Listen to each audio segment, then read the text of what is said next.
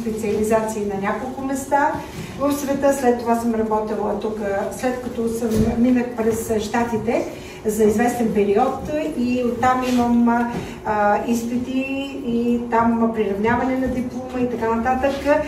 Случайно в 2011 година попаднах в Лондон и така съм работила в най-големите болници между Лондон и Кембридж. Основно само това съм работила, уши, нос и гърло.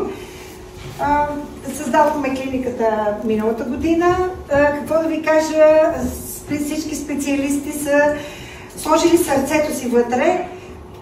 Всичките сме имаме стаж между 20 и 30 години, от старата генерация сме, така сърцати, които отдавна сме напуснали България, но завинаги си оставаме българи, въпреки че имаме и различни паспорти.